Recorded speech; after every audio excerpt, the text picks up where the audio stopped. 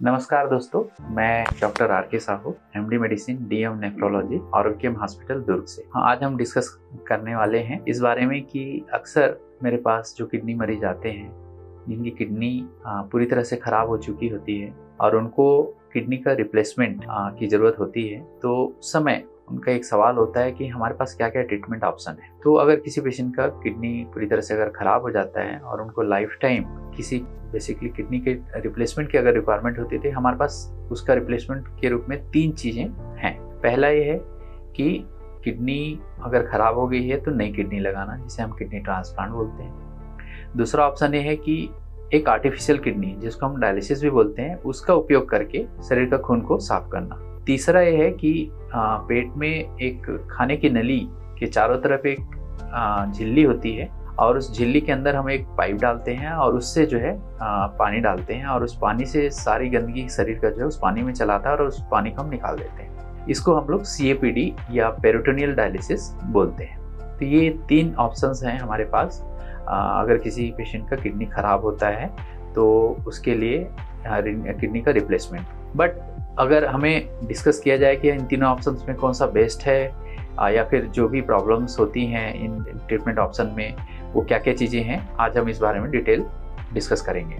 सबसे पहले हम पेरिटोनियल डायलिसिस की बात करते हैं। पेरिटोनियल डायलिसिस एक ऐसा ऑप्शन होता है जिसमें खाने की नली के चारों तरफ जो एक झिल्ली होती है जिसको पेरिटोनियम बोलते हैं, उस के अंदर एक हम छोटा सा पाइप इंसर्ट कर देते हैं नाभि के पास से एक छेद करके, और ये पाइप हमेशा लगा रहता है और इस पाइप के माध्यम से हम एक PD फ्लूइड या पेरिटोनियल डायलिसिस फ्लूइड होता है जो अप्रॉक्सीमेट 2 लीटर के आसपास एक एडल्ट पेशेंट के अंदर, उस पानी को हम लोग इन्फ्यूज मतलब उस पाइप के माध्यम से पेट के अंदर डाल देते हैं। 3 से 4 घंटे पेट में पानी रहता है और उस पानी में सारी जो शरीर की गंदगी है उस झिल्ली के माध्यम से उस पानी में चला जाता है और पानी की अच्छी चीजें जो है वो उस झिल्ली के माध्यम से शरीर में वापस लौट आता है। तो इस तरह से खून की सफाई होती है, लेकिन इसमें दिन में 3 से 4 बार हमें पानी डालना होता है, 4 घंटे के लिए रखना होता है और फिर निकालना होता है। इसका सबसे अच्छा बेनिफिट यही है कि इसमें पेशेंट को बार बार हॉस्पिटल जाने की जरूरत नहीं पड़ती, जो कि डायलिसिस जो हीमोडायलिसिस होती है उस कंडीशन में पड़ती है। दूसरा इसमें बेनिफिट होता है कि अगर किसी पेशेंट को ब्लड प्रेशर कम है या हार्ट के जो मरीज हैं जिनकी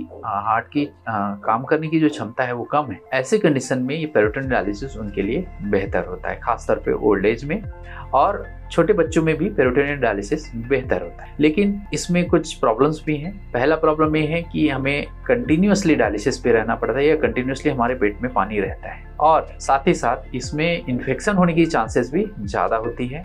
थर्ड जो है, इसमें शरीर में प्रोटीन जो है वो काफ़ी लॉस होता है पेरिटोनियल डायलिसिस के माध्यम से, इसलिए पेशेंट को बहुत हाई प्रोटीन डाइट इनटेक करना होता है। लेकिन अक्सर जो डायलिसिस वाले पेशेंट होते हैं, जब हम पेरिटोनियल डायलिसिस करते हैं तो उनकी ऐसी भी डाइटरी इनटेक काफ़ी कम होता है और इसकी वजह से जो है वो बहुत सारे पेशेंट्स में प्रोटीन की कमी की वजह से भी हमें प्रॉब्लम्स होती है। तो ये इसके प्रॉब्लम्स हैं, लेकिन इसके बेनिफिट भी हैं, जैसे कि उन्हें बार बार हॉस्पिटल जाने की ज़रूरत नहीं पड़ती है, घर में ही वो डायलिसिस कर सकता है, और उसके पानी वगैरह जो पीने की जो वो होती है वो मतलब बेसिकली एक इवनली पानी पी सकता है, और साथ ही साथ शरीर जो पानी निकलता है वो भी इवनली निकलता है पानी से। अगर कंपेयर करें तो डायलिसिस में जब भी वो डायलिसिस के लिए जाता है उन्हीं 4 घंटों के अंदर तुरंत एक साथ 2-2.5 लीटर पानी या 3 लीटर पानी एक साथ निकाल दिया जाता है, और उसकी वजह से पेशेंट्स को तकलीफ आती है, जो कि इसमें नहीं मिलता है। लेकिन अगर कई कंडीशंस होते हैं, जैसे कुछ हमें इंजेक्शंस देने हैं,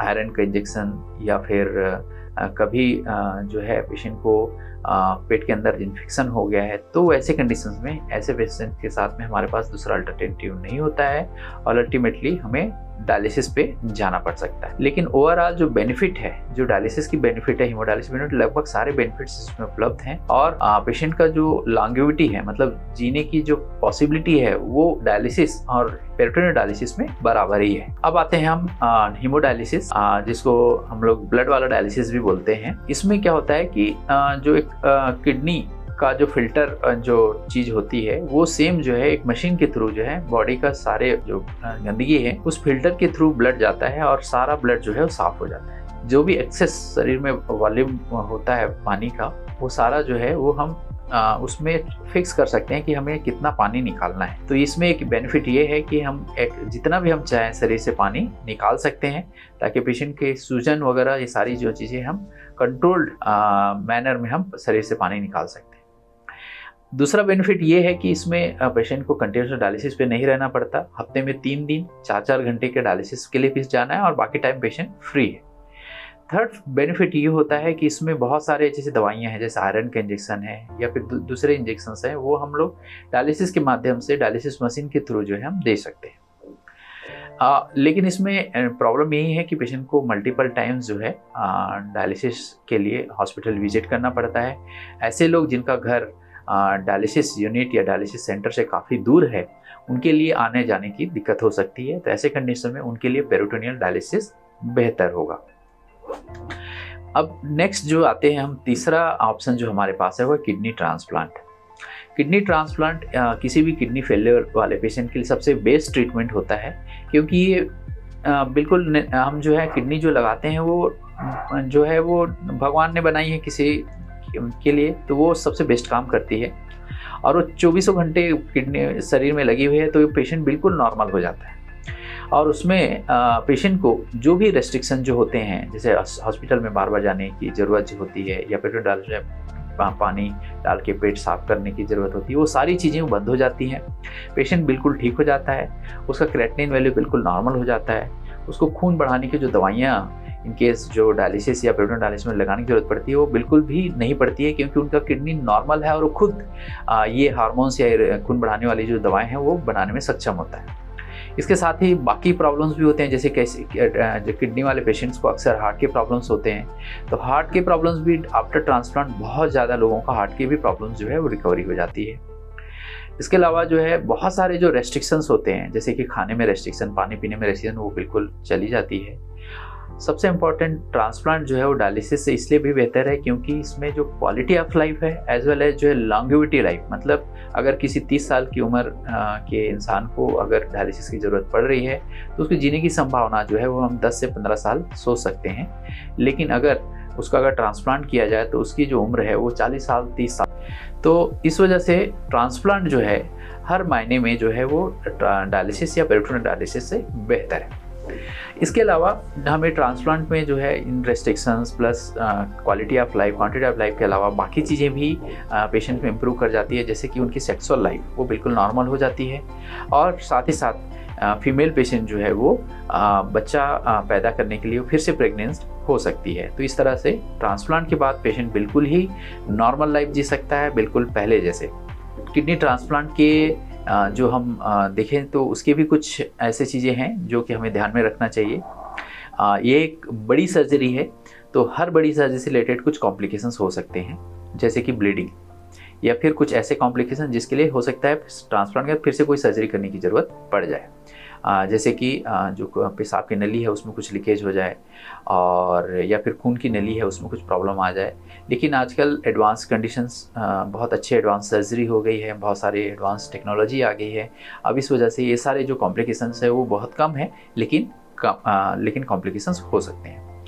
इसके अलावा ट्रांसप्लांट के लिए जो है हम बहुत सारी ऐसी मेडिसिन की ज़रूरत पड़ती है जिससे बॉडी की इम्यूनिटी कम हो जाती है। तो ट्रांसप्लांट पेशेंट को एक सबसे बड़ा प्रॉब्लम जो है वो इन्फेक्शन का हो सकता है, जो कि कॉमन है। लेकिन अभी जो नई मेडिसिन आ गई हैं उस मेडिसिन में काफ़ी जो इन्फेक्शन के चांसेस है वो काफ़ी कम हो गए हैं, और शुरू के 3 महीने थोड़ा इन्फेक्शन के चांस रहते हैं, इसलिए पेशेंट को ज़्यादा केयर रखना होता है। आफ्टर 6 मंथ पेशेंट जो है बहुत ही कम मेडिसिन पे रहता है, इसलिए उसके बाद इन्फेक्शनों की चांसेस बहुत कम हो जाती है।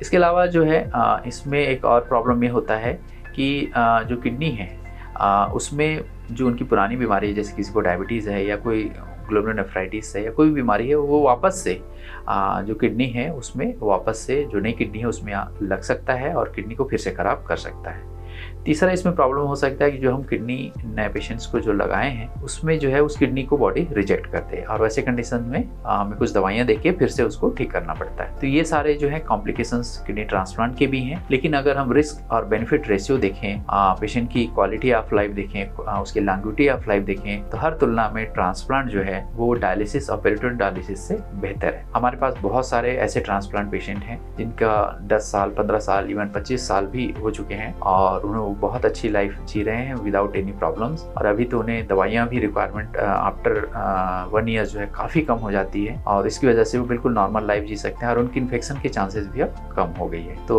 ओवरऑल जो है ट्रांसप्लांट जो है वो बेस्ट ऑप्शन होता है। लेकिन ट्रांसप्लांट जो है हर इंसान कराने में कई बार सक्षम नहीं होता। उसका कारण है कि जितनी ट्रांसप्लांट की रिक्वायरमेंट है हर साल जो है उस हिसाब से जो है वो किडनी ट्रांसप्लांट हो नहीं पाते हैं। उसके बहुत सारे कारण हैं। पहले कारण है सबसे इम्पोर्टेंट जो है वो डोनर की कमी। किडनी ट्रांसप्लांट जो है हम लोग दो तरीके से ले सकते हैं। एक तो है लाइव डोनर और दूसरा होता है कैडावरिक ट्रांसप्लांट। लाइव डोनर में घर के जो रिलेटिव होते हैं, जो फर्स्ट डिग्री रिलेटिव, वो किडनी डोनेट करते हैं और बहुत टाइम जो है ये डोनेशन नहीं हो पाता है। कई बार ब्लड ग्रुप मैच नहीं करने की वजह से या फिर एक जो है अप्रोप्रिएट डोनर नहीं होने की वजह से, और कई बार जो है इसमें और भी कुछ कॉम्प्लिकेशंस होती हैं जिसकी वजह से ट्रांसप्लांट, खासतौर पे पेशेंट के अंदर कुछ ऐसे कॉम्प्लिकेशन होती है जिसकी वजह से हम ट्रांसप्लांट नहीं कर पाते हैं। दूसरा किडनी डोनेशन जो होता है वो कैडावरिक ट्रांसप्लांट होता है। इस कैडावरिक ट्रांसप्लांट में जो होता है जैसे रोड ट्रैफिक एक्सीडेंट या किसी को ब्रेन के अंदर कुछ स्ट्रोक या ऐसे इंजरी हो जाना जिसकी वजह से ब्रेन डेथ हो जाती है, और वैसे कंडीशन में अगर जो उनके डोनर हैं, उनके जो गार्जियंस हैं, अगर वो डोनेट करना चाहें तो वो donor as a kidney donation कर सकते हैं। और इस तरह की जो किडनी डोनेशन होती है उसका हम लोग कैडावरिक ट्रांसप्लांट कहते हैं। तो इस तरह से हम जो ट्रांसप्लांट के हैं उन दो भागों में बांटते हैं और इसके जो बेनिफिट्स हैं मैं आपको ऑलरेडी बता चुका हूं। और हमारे पास जो ऐसे बहुत सारे पेशेंट्स हैं जिनके फीडबैक से जो है प्लस इतने सालों से जो हमारे पास डेटा है उसमें यही देखा गया है कि ट्रांसप्लांट जो है हर एंगल में डायलिसिस और पेरिटोनियल डायलिसिस से बेहतर है। तो अगर किसी के पास एप्रोप्रिएट डोनर है तो उसको ट्रांसप्लांट के लिए जरूर जाना चाहिए। धन्यवाद।